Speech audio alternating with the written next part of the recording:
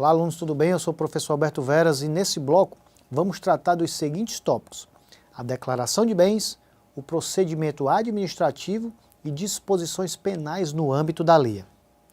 O capítulo 7º da LIA versa sobre a declaração de bens e foi inteiramente modificado pela Lei nº 14.230.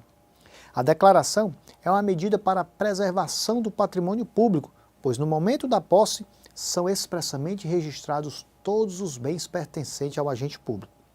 A posse e o exercício de agente público ficam condicionados à apresentação de declaração de imposto de renda, a fim de ser arquivada no serviço de pessoal competente. Essa declaração será atualizada anualmente e na data em que o agente público deixar o exercício do mandato, do cargo, do emprego ou da função.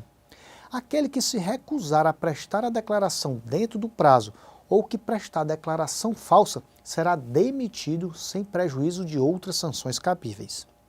O procedimento administrativo para investigar fatos tipificados como improbidade administrativa, por sua vez, está previsto nos artigos 14 e 15 da LIA. Qualquer pessoa pode oferecer representação à autoridade administrativa competente para que seja instaurada a investigação destinada a apurar, em procedimento disciplinar, os fatos que podem configurar improbidade administrativa. A representação deve ser escrita ou reduzida a termo e assinada, bem como necessita conter a qualificação do representante, as informações sobre o fato e a autoria e a indicação das provas de que tenha conhecimento. Atendidos os requisitos da representação, a autoridade determinará a imediata apuração dos fatos, observada a legislação que regula o processo administrativo disciplinar aplicável ao agente. No artigo 15 da LIA, consta que a comissão processante deve dar conhecimento ao Ministério Público e ao Tribunal de Contas acerca da existência de procedimento administrativo instaurado para apurar a prática de ato de improbidade administrativa.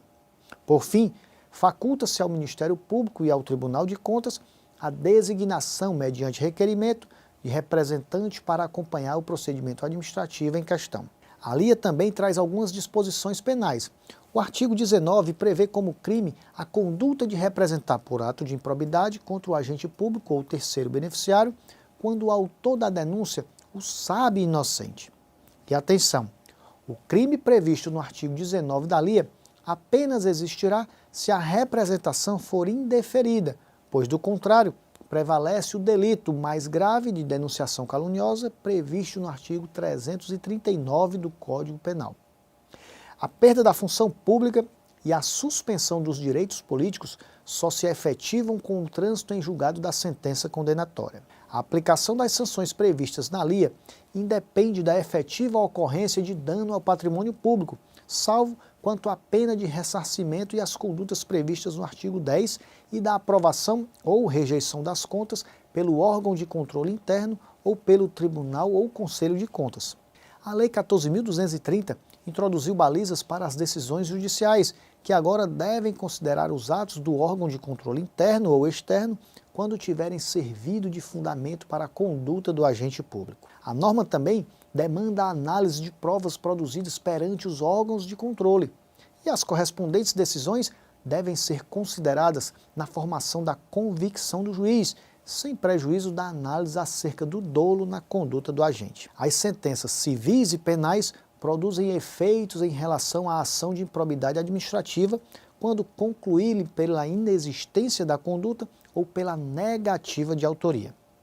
A absolvição criminal em ação que se discutem os mesmos fatos, confirmada por decisão colegiada, impede o trâmite da ação de improbidade administrativa, havendo comunicação com todos os fundamentos de absolvição previstos no artigo 386 do Código de Processo Penal. Em caso de absolvição pelos mesmos fatos na esfera penal, deve ser extinta a ação de improbidade administrativa.